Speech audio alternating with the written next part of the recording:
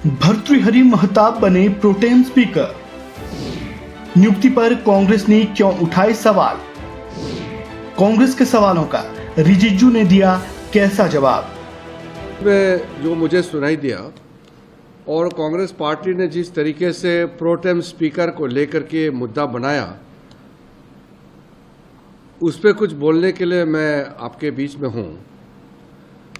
सबसे पहले तो हम चाहते थे हमारा फर्स्ट सेशन 18वीं लोकसभा का पहला सेशन बहुत शांति से, बहुत अच्छी तरह से चले। ये आदरणीय प्रधानमंत्री नरेंद्र मोदी जी का भी इच्छा है और हम सब का इच्छा है कि शांति से हाउस चले, क्योंकि ये स्पेशल सेशन है। इस स्पेशल सेशन में कोई बिजनेस ट्रांजैक्शन नहीं होना है।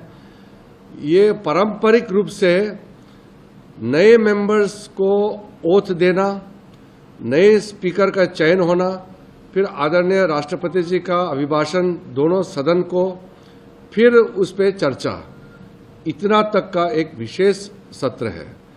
और विशेष सत्र नियमित रूप से चलता है। आज तक जो परंपरा रही है, विशेष सत्र में कोई हंगामा, कोई मुद्दा नहीं उठता है, क्योंकि इसका बिजनेस तय है। और हमने पहले दिन से अपील किया था कि सारा पॉलिटिकल पार्टी के नेताओं से बातचीत करके हम अच्छा से पहला सत्र चलाएंगे। देश हम लोगों को देख रहा है।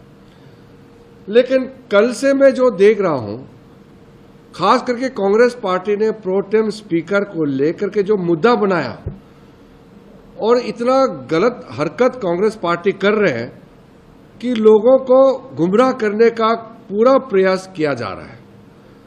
सबसे पहले तो कांग्रेस पार्टी ने कहा कि प्रोटेम स्पीकर बनाते समय हम लोगों ने नियम का उल्लंघन किया है।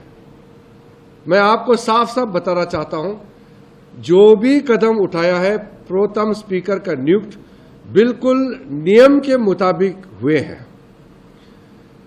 नियम के मुताबिक श्री भर्तृहरि महताब 7 बार कॉन्जिक्यूटिव एमपी बने हैं और आज के दिन में 18वीं लोकसभा में सबसे लंबा टेन्योर कॉन्जिक्यूटिव टर्म 7 बार भर्तृहरि महताब का है। दूसरे सदस्य 7 बार के और भी कई है। सुरेश कुडिकोनल जी जो कांग्रेस के सदस्य है, उसका टोटल टर्म 8 है, लेकिन उसका 2 बार ब्रेक हुआ है, 98 में, 2004 में। तो सबसे लंबा कॉन्जिक्यूटिव निरंतर जो चुन के आए हैं वो भर्तृहरि महताब है। जहां तक सीनियरिटी को ओवरटेक का बात जो कांग्रेस ने उठाया है, 1956 में जब उस समय का स्पीकर मौलंकर जी का देहांत हुआ, उस समय हुकुम सिंह जी को प्रोटेम स्पीकर बनाया और वो सबसे सीनियर सदस्य नहीं थे। 1977 में भी इसी प्रकार से सबसे सीनियर को स्पीकर नहीं बनाया। और मैं बहुत सामने का बात करूं, मैं उसमें सदस्य खुद थे 2004 में। 2004 में बाला साहेब विखे पाटिल जी को मनमोहन सिंह जी के सरकार के समय में प्रोटेम स्पीकर बनाया, जो 8वीं टर्म एमपी थे। विखे पाटिल साहब 8 टर्म एमपी थे। उस समय उसी हाउस में अटल बिहारी वाजपेयी 10 टर्म्स एमपी थे। जॉर्ज फर्नांडिस साहब 9 टर्म्स एमपी थे। गिरिधर गोमांगो 9 टर्म्स एमपी थे। 3 उससे सीनियर थे। फिर भी विखे पाटिल साहब को प्रोटेम स्पीकर बनाया जब सोमनाथ चटर्जी स्पीकर के लिए उसका नाम तय हो गया था।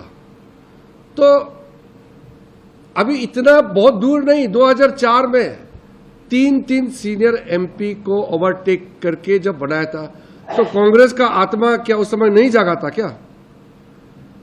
और 2019 अभी लेटेस्ट 5 साल पहले मेनका गांधी जी 8 टर्म एमपी थी, लेकिन उसके एक ब्रेक हुई थी बीच में। और वीरेंद्र कुमार जी 7 टर्म कॉन्जिक्यूटिव थे और वीरेंद्र कुमार को प्रो टेम स्पीकर बनाया।